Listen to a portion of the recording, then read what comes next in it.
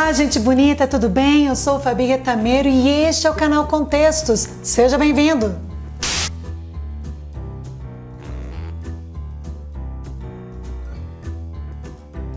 Hoje nós vamos continuar falando sobre a consciência fonológica. Então, se você não assistiu o vídeo anterior, dá um pause aqui, corre no vídeo anterior, porque vai valer a pena para você ter a continuidade do que nós estamos conversando. No vídeo anterior, ao final, eu falei para vocês que é importante que a criança desenvolva a percepção neste momento que nós estamos trabalhando a aquisição da leitura e da escrita. É através da amplitude da percepção, à medida que ela tem essas experiências perceptivas, que ela vai construir os significados das palavras, tão importante para o desenvolvimento da leitura e da escrita. Eu também disse para vocês que para desenvolver essa percepção, não adianta colocar a criança quietinha num canto parado e dizer, olha, bem para mim. Não, é preciso desenvolver atividades lúdicas, atividades significativas que ajudem no desenvolvimento dos 5 sentidos da criança. Que atividades podem ser feitas? O primeiro sentido que eu quero tocar aqui com vocês é o sentido da visão. As crianças precisam ver. Parece óbvio dizer isso, mas quando eu digo ver, é ver mesmo, tá?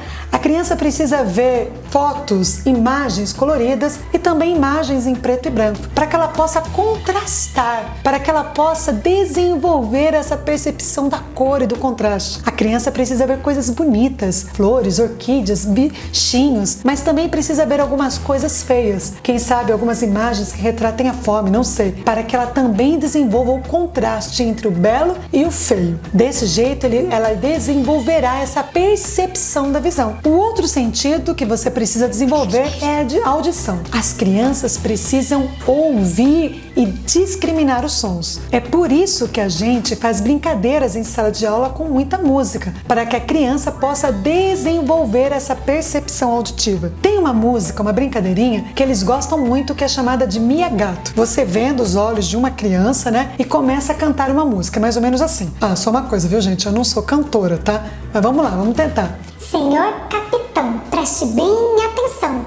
Não vá se enganar quando o gato miar.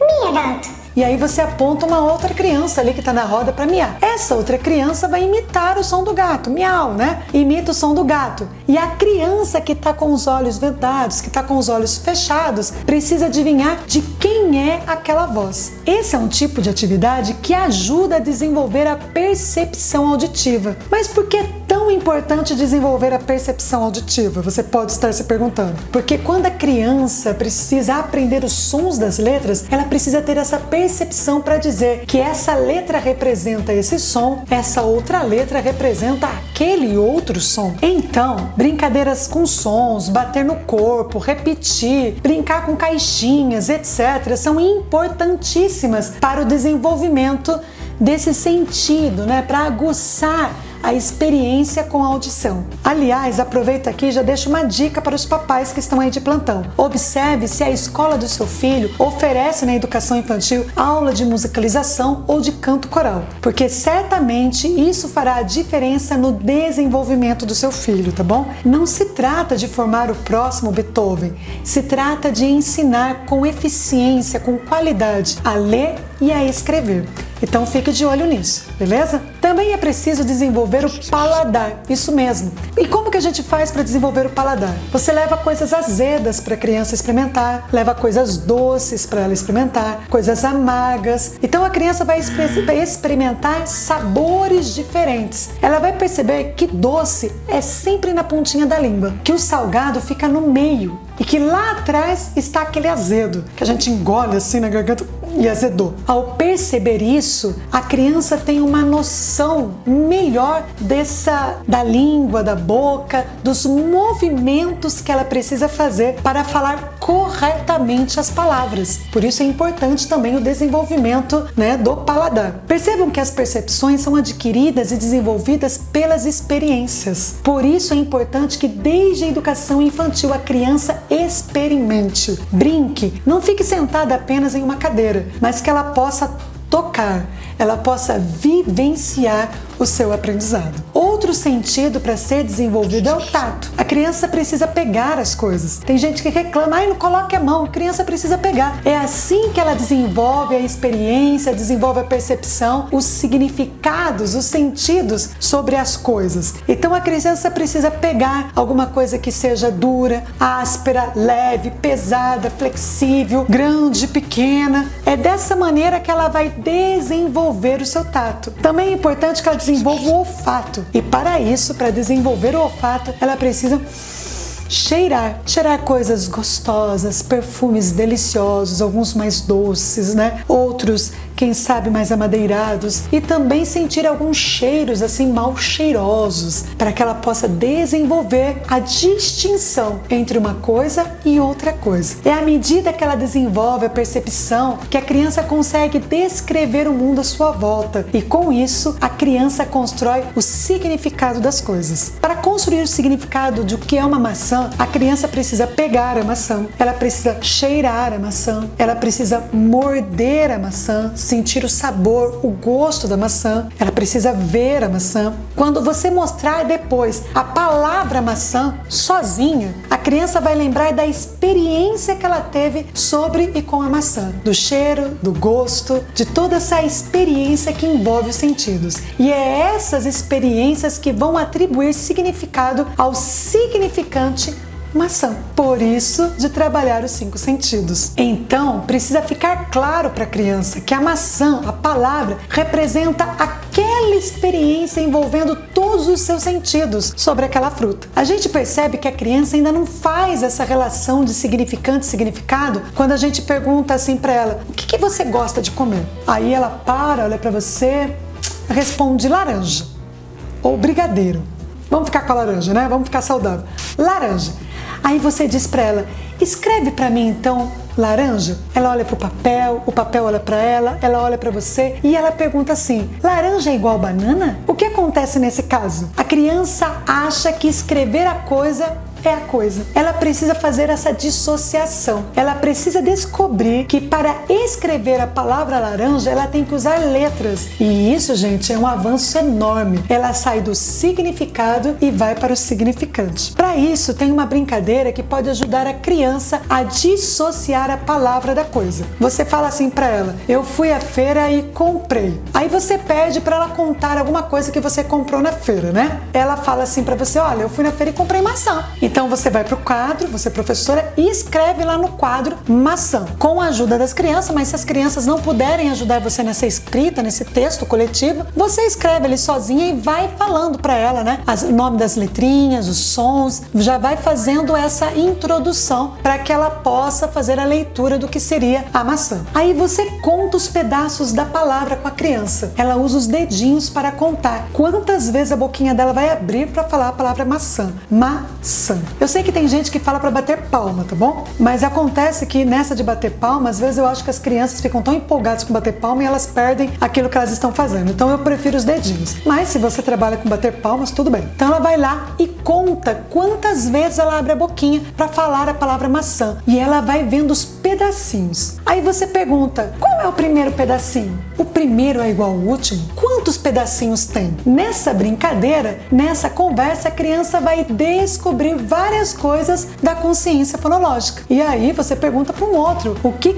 você foi para a feira e comprou o quê? Um outro pode trazer uma outra palavra, como a laranja, quem sabe o abacate e assim por diante. E você vai repetindo essa atividade, que não precisa ser feita apenas uma vez, mas várias vezes. E a criança vai brincando com a consciência fonológica e entrando no mundo das letras. Mas voltemos ao exemplo. Vamos lá supor que aquela criança, na hora que você pediu a palavra, ela falou maçã. Aí você fez toda a brincadeira que eu falei e você pode pedir que ela diga uma outra coisa que você comprou na feira com o primeiro pedacinho da palavra ma. Nesse momento, as crianças poderão falar macaco, né?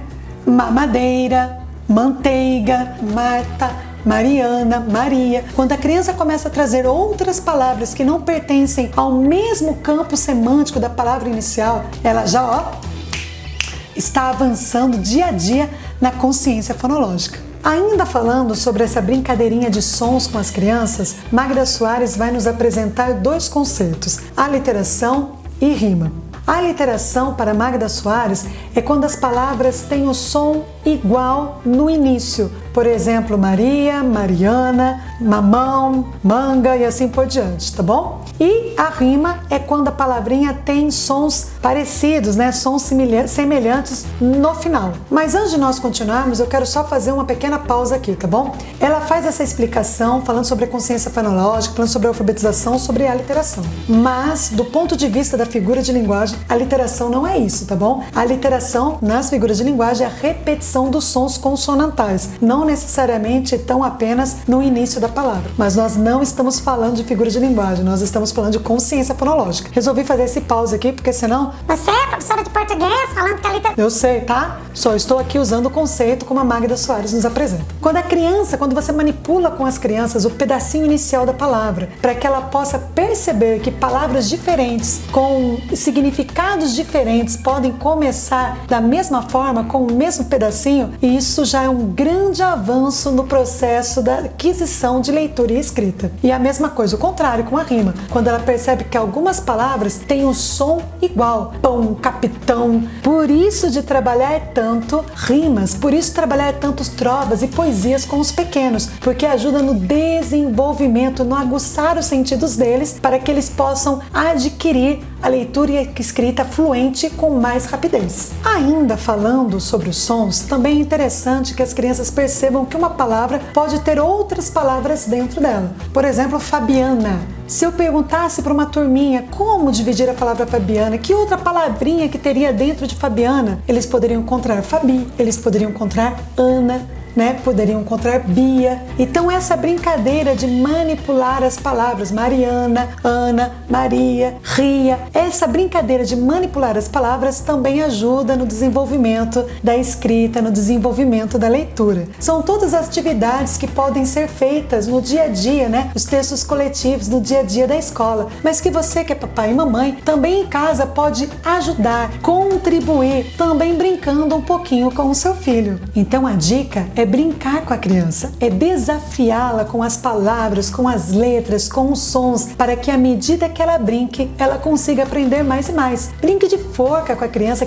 adora brincar de forca, ela se sente desafiada. Peça para que uma criança diga uma palavra e a outra criança tem que dizer uma outra palavra com um sonzinho ou com a letra que a primeira criança terminou. Elas se sentem super desafiadas com esse tipo de atividade e com isso elas vão expandindo o vocabulário delas, ganhando conhecimento e desenvolvendo, como eu já disse, a leitura e a escrita. Então, em resumo, o que seria tudo isso? A criança precisa ler e escrever com fluência. E para que ela leia com fluência, ela precisa construir significados para que ela possa ligar aos significantes e dessa forma escrever e ler cada vez mais. Isso é um resumo do que seria a consciência fonológica. Tem muitas outras coisas que nós poderíamos conversar, como consciência fonêmica. Aliás, se você quer aprender um pouquinho mais sobre consciência fonêmica, como trabalhar isso com os alunos para que eles não confundam com V, faca com vaca e assim por diante, escreve aqui embaixo nos comentários que de repente eu posso produzir um vídeo só para explicar e dar algumas dicas de atividades para serem desenvolvidas com essas questões. Mas no geral da consciência fonológica é isso que nós temos. Que bom que você ficou conosco até aqui. Já curte, compartilha, manda na geral este vídeo, tá bom? E foi um prazer conversar com vocês sobre este assunto.